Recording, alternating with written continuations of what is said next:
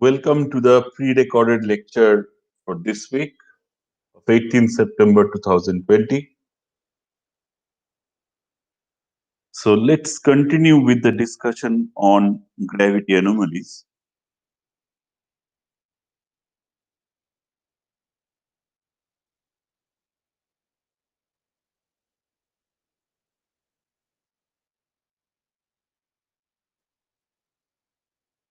Yesterday we were introduced to two specific type of gravity anomalies. One we called as the Booger gravity anomaly, and number two was free air gravity anomaly. Yeah. So in Booger gravity anomaly, you remember we do all corrections.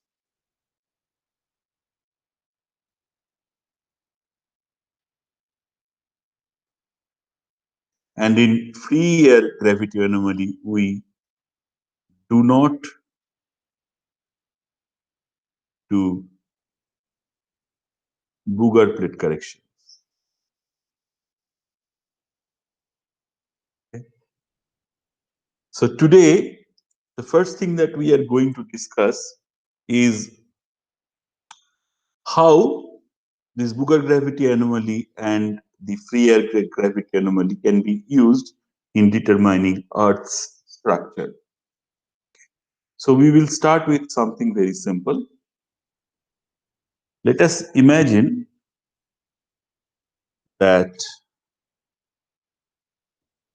let me first draw the picture, then I will explain what I'm trying to draw.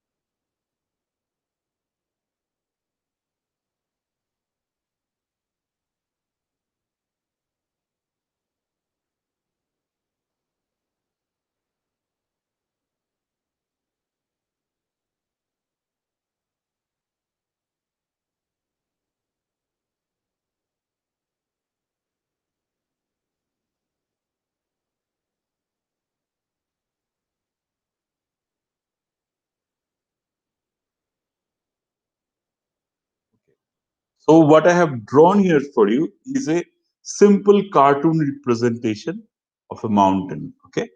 So you can see so this particular level represents the sea level or the mean sea level. Okay. This is my mean sea level. Okay. And then you can see that my mountain, which is represented by a simple block here, is kind of elevated by few hundred meters. Okay. And then you can see that we have a normal thickness crust, okay, which is say around 35 kilometers deep. So this is my moho, right? And then starts mantle. Of course, the density of the crust is around 2850 kg per meter cube, and the mantle has a higher density of 3300 kg per meter. Okay. So we want to understand what would be the effect of this particular structure on the Booger gravity anomaly, okay, and free air gravity anomaly. Okay. What would be the how would these two anomalies respond to this very simple structure? And for this very simple structure, we will neglect terrain and tidal correction. Okay, so we neglect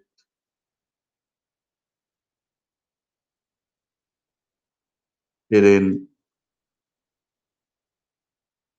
tidal, and latitudinal correction. Okay, we neglect them just because we want to see the difference between these two. Now, the difference between Booger anomaly and free air anomaly arises from Booger plate correction. Okay, in Booger gravity anomaly, we do Booger plate correction, and in free air gravity anomaly, we do not do Booger plate correction. Okay. So, in computing the Booger anomaly, the simple elevation of the measurement station is taken into account together with the free air correction that you know. The measured gravity contains the attraction of the landmass above the ellipsoid, which is compensated with the Booger plate correction, right? So, say for example, uh, if my for simplicity, let us say my international reference ellipsoid runs, very close to my sea level, as we have explained. So this is kind of my extra mass.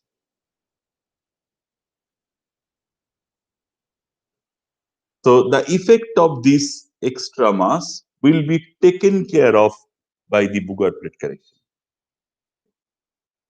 Will be taken care of by the Booger plate correction. Now, if I then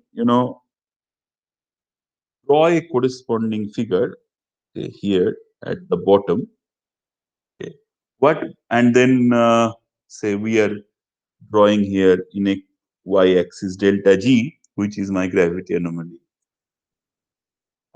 Say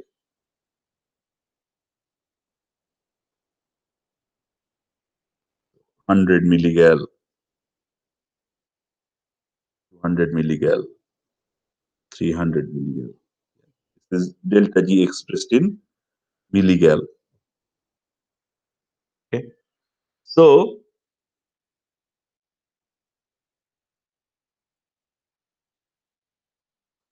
the Booger gravity anomaly, the Booger plate correction actually takes care of this extra mass, of course. Okay. So what it would do that in a very ideal case like this, there will be no difference between my theoretical, there will be no difference between GN and GMC, right? Because this extra mass has been taken care of by the Booger plate correction. So what we will observe that the Booger gravity anomaly will remain zero, right? So the Booger gravity anomaly will remain. So if I am drawing Booger gravity anomaly from this point to, so from A to B, my Booger gravity anomaly remains zero. Now the Booger plate correction is not done in free air gravity anomaly, right? When we calculate the free air gravity anomaly, the Booger plate correction is not done. So the effect of this extra mass, the effect of this particular extra mass, okay, is not taken care of. So that means I have some extra mass, right? So by that logic, my GMC will of course be greater than GN. So GMC minus GN, which is essentially my delta G free air anomaly, will be positive, right? Over this part of the task. So if I now draw the group free air gravity anomaly, I can say, and so my free air anomaly from this point onwards will be positive. And then again, 0. So I can draw my free air anomaly curve.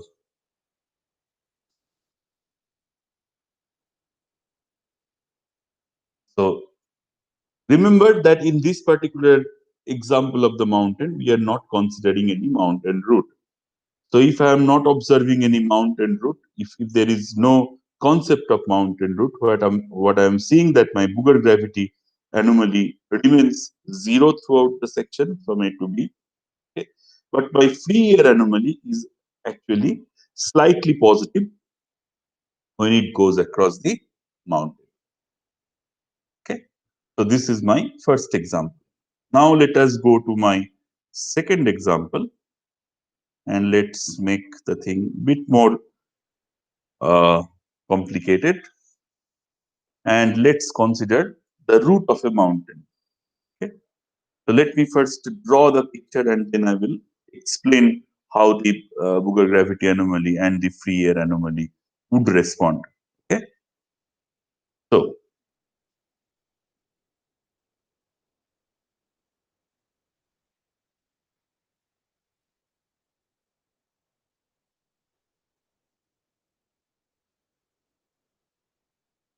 So here is my mountain. And then, of course, this mountain has a root. So the crust, this is my crust.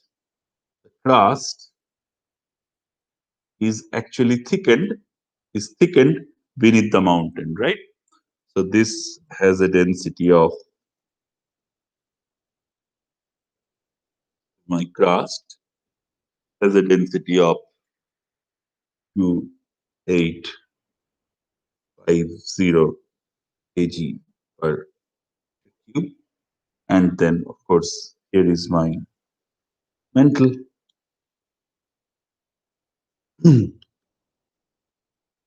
Okay.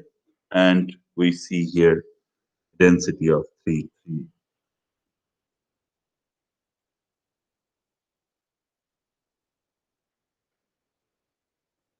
If we put some depth scale here, this is the root of the mountain. This is the mountain. This is, of course, my sea level, right? My sea level. Okay. Now,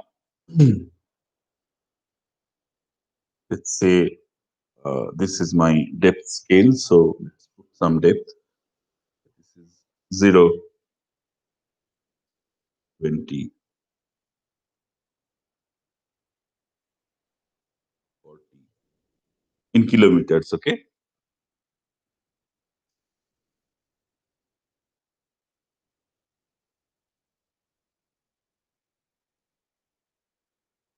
Now, we want to understand what happens in this particular case, how my Booger gravity anomaly and my free air, sorry, and my free air anomaly would respond to this particular structure. So let's draw it. Let's first think about the Booger gravity anomaly. So this is A, B. Let's say this is A, this is B. Let us just pinpoint the position of the mountain on my gravity anomaly graph as well. And then let's say this is 0, and then this is the positive side of the gravity anomaly graph. So this is 100, 200, all expressed in milligals, minus 100.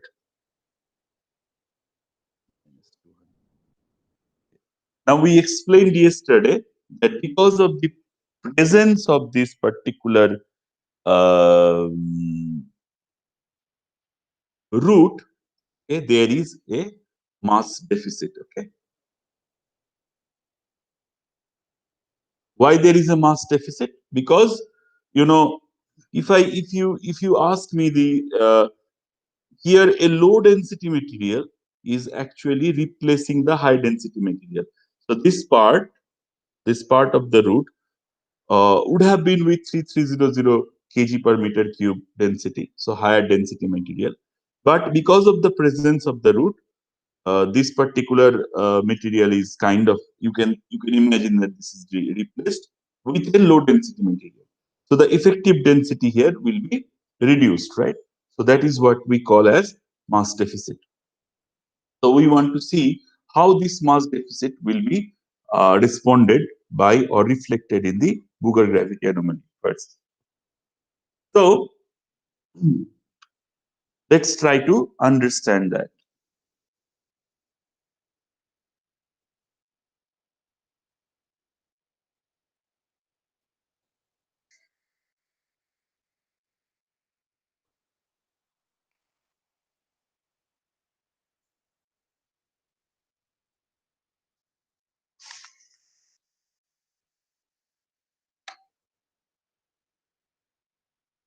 So the attraction on the gravimeter at stations on the profile across the mountain range will be less. Okay, okay, less than the previous example. So the corrected measurement will be less than the reference value. Okay, because I have, you know, try to understand that, because I have this low density mass, my GMC itself, okay, will be lower,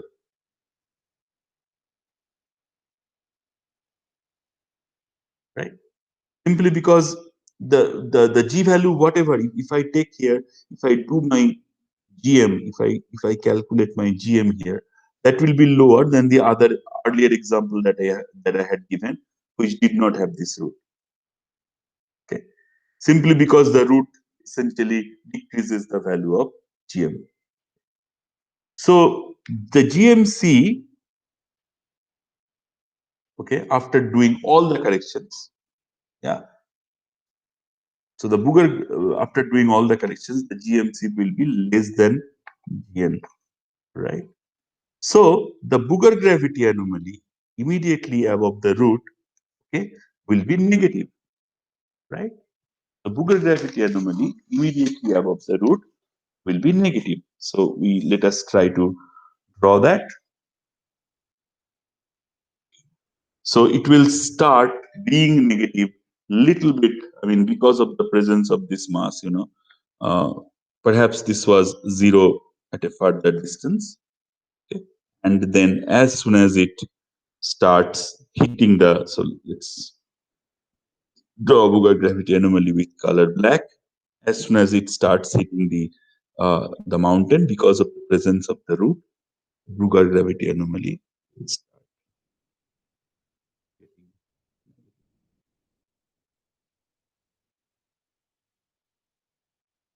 will remain negative until, and then once once the mountain is over, at one point it will become positive, it will become zero, but then, you know the effect will be seen for some time. So the picture of the Booker gravity anomaly will look something like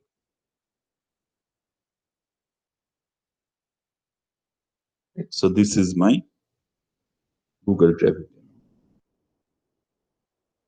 The free air anomaly, though, will remain positive. So before here, I mean, before it enters the mountain, it will remain more positive. So let's try to draw the free air anomaly. But as soon as it is in the mountain range, it will remain positive, but it will not be as positive as, as positive as the earlier example. Okay, so you can see here because the GM itself is lower, right? So here is my free air anomaly. Okay, but it was supposedly higher before the mountain actually. So this is my free air anomaly.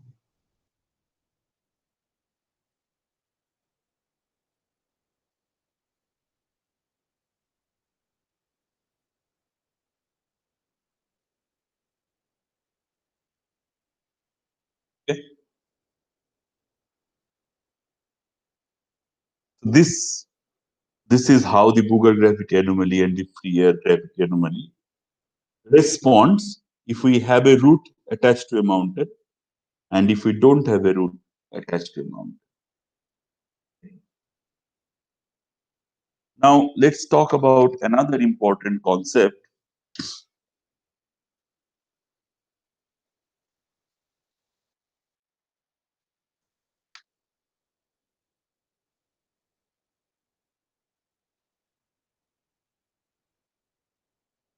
that suppose I am drawing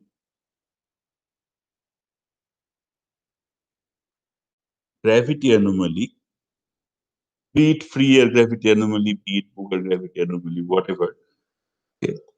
And then suppose I'm drawing in the x-axis distance. Okay. And I see my gravity anomaly curve is doing something like this.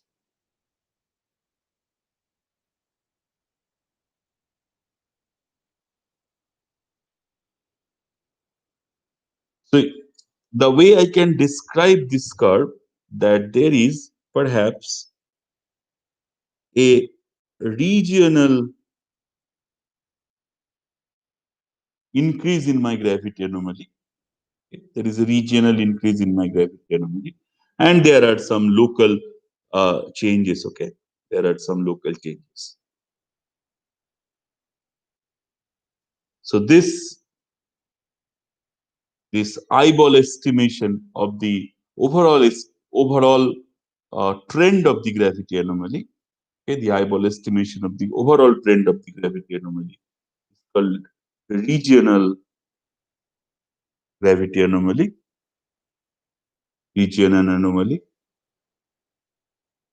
and this is what we call as this is observed. Okay,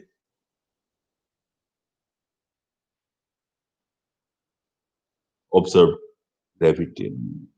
Now, what you can do, you can further simplify this particular graph, and what you can do, you can actually subtract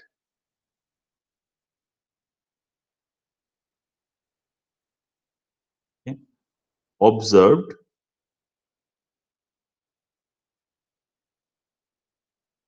So you can subtract regional from abstract from observed. Okay. So what it will do, all the places where, say for example, all the places where it was regional, it will become 0, and wherever it is observed, in this particular example, it is positive. So we can get a graph which would look like this. So the regional is becoming 0. So if this is 0, okay, the regional becomes 0, and on the top of it, these humps will come. Okay.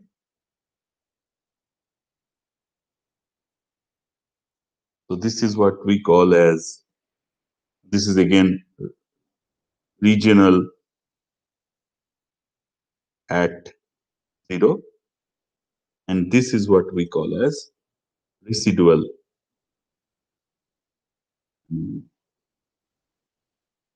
So these are all, just to increase the resolution of your data, you do such mathematical calculations. You calculate residual anomaly, okay, which is nothing but observed anomaly minus the regional anomaly.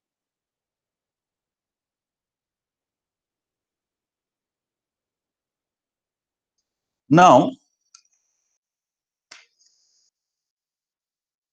let us say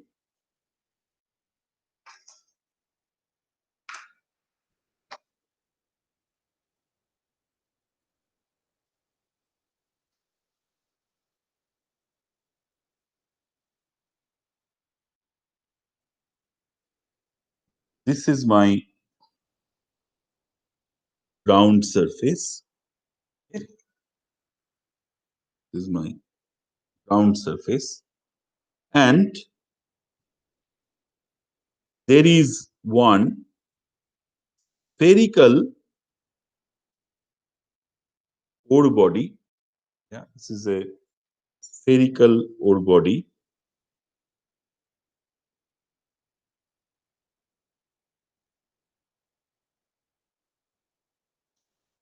present at the subsurface. Let us say that from the center of this spherical ore body,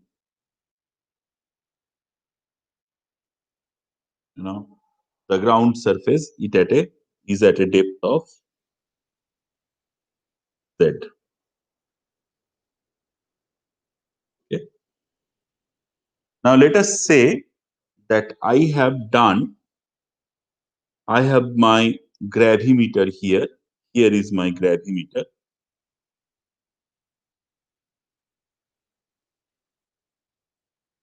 And here I have measured some delta G. Okay. Now let's say this distance is x. Okay.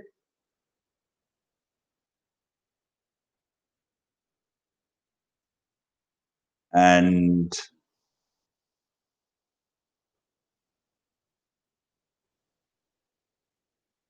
this angle is theta. Okay. And then what we can say that the gravity would essentially act along this line. Let us put some names. Say, for example, we say this is A, this is B, C. So the gravity will act along AB, right? And then that gravity would have a vertical component. Okay, let us say that is GZ. So GZ will essentially be is equals to delta G sine theta.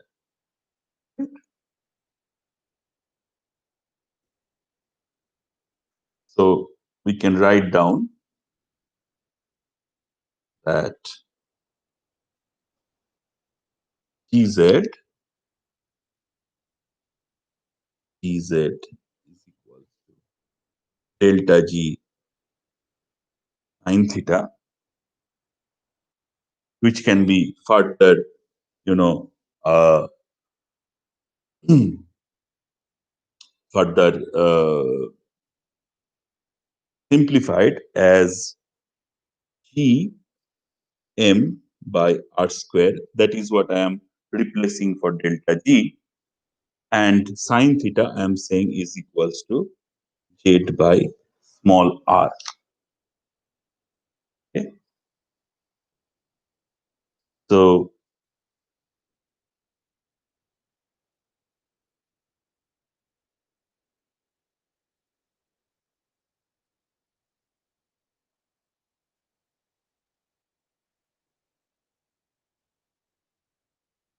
this sphere has a radius of capital R. Okay.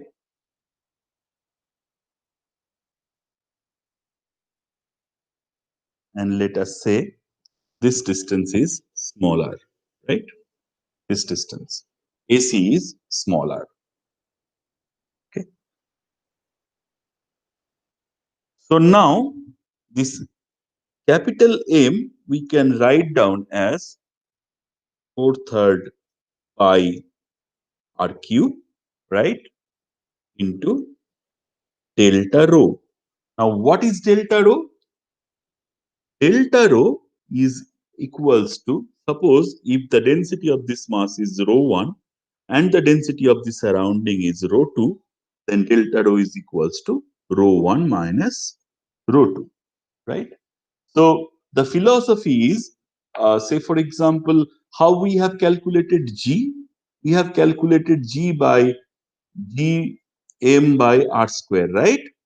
So where m is the absolute mass. Now delta G is essentially the anomaly. Okay, delta G is essentially the anomaly. Anomaly means how it is anomalous, how it is more or less from its surrounding, right?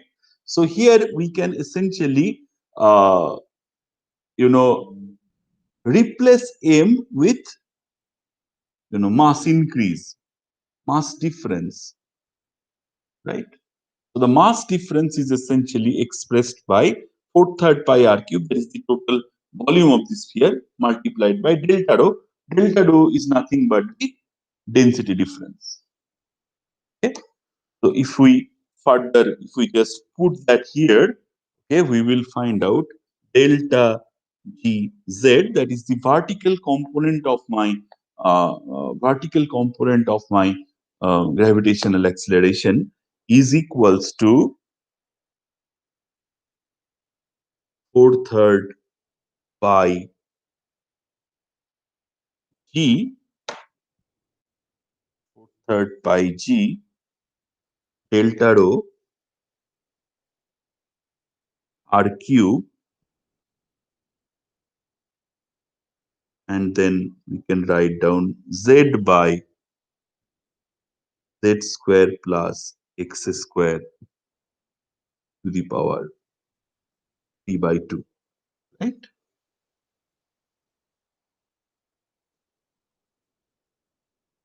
Okay. If we simplify this one further, what we can write down, 4/3 pi G.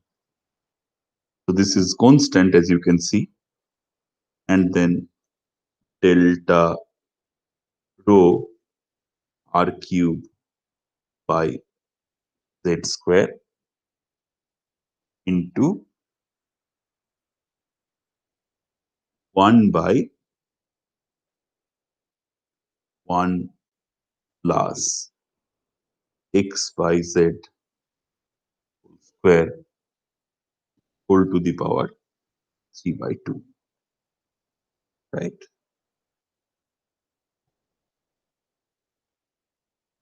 So now this is an interesting equation.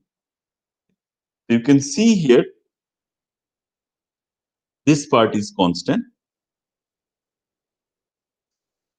This part is a function of the, so let us say this term is P, this term is Q, and this term is R. Okay.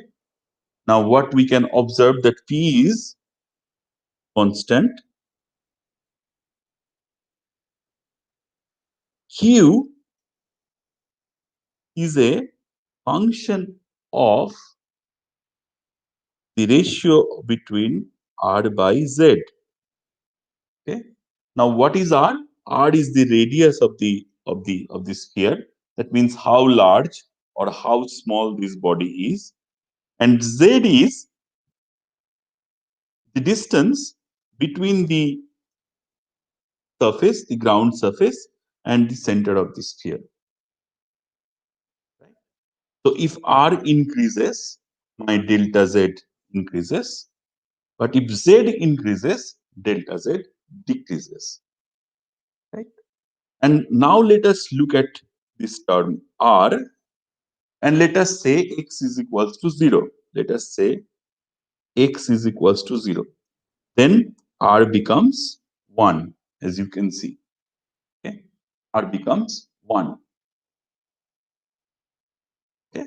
If R becomes 1, that means we are left with, at x equals to 0, we are left with delta Z is equals to 4/3 pi G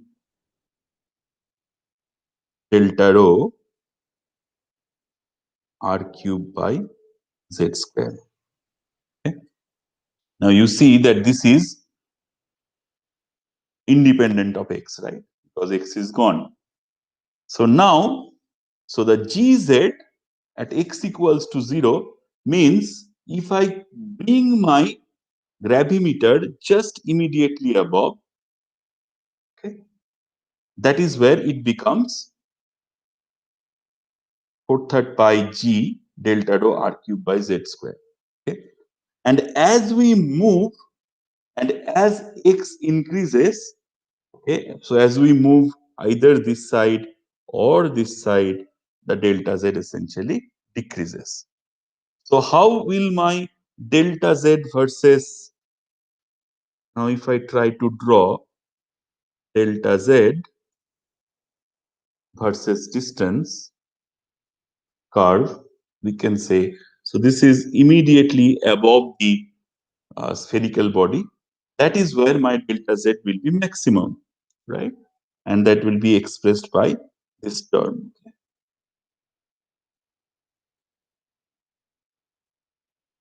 Is where the delta z will be maximum. It will be expressed by this term. And then as we move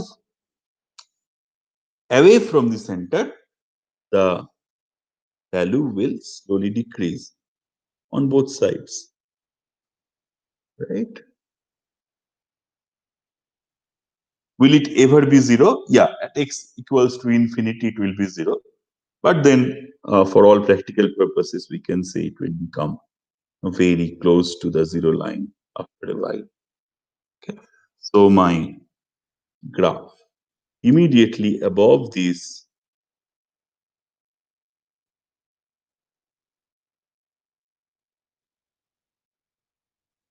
will be like this. Right? Now, how tall this peak will be, how tall this peak will be depends on two things. Okay. So this h is a function of r and z, right? As you can see, h is a function of r and z. This will determine how tall this particular graph will be, right? Now, if the graph, if the graph looks something like this, okay, the explanation could be, here h, either, r is less or z is less,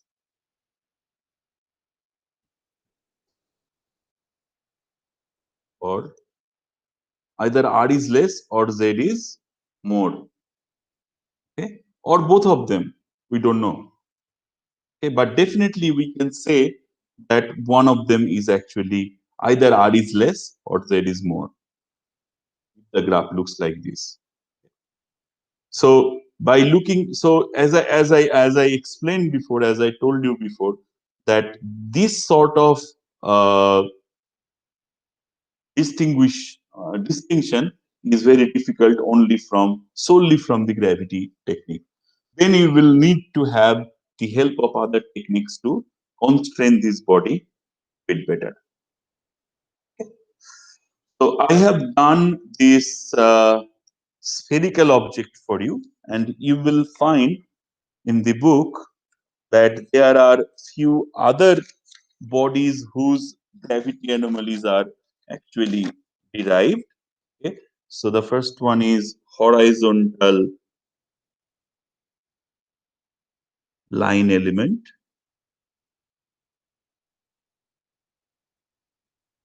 and then you have horizontal cylinder,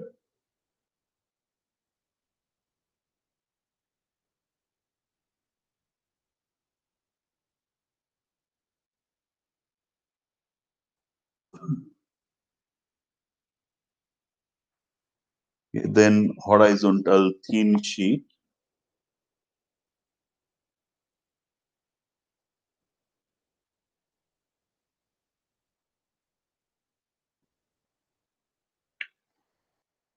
a horizontal slab.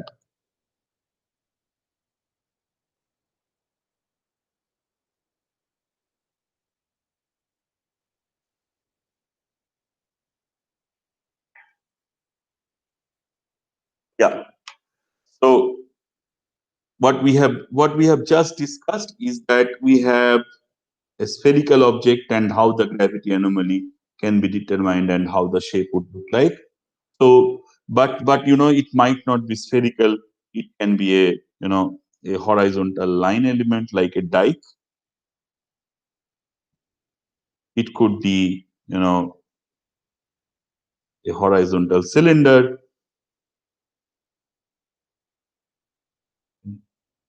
It could be thin sheet like body.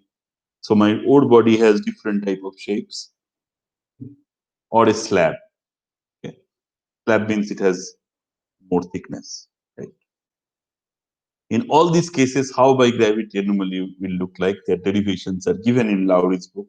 So that is something that you have to do by self-study. The derivations are fairly straightforward, and the philosophy is the same that I have described for the spherical object. Okay. So that is where I will stop the class today, and I will see you on the next class. Thank you very much.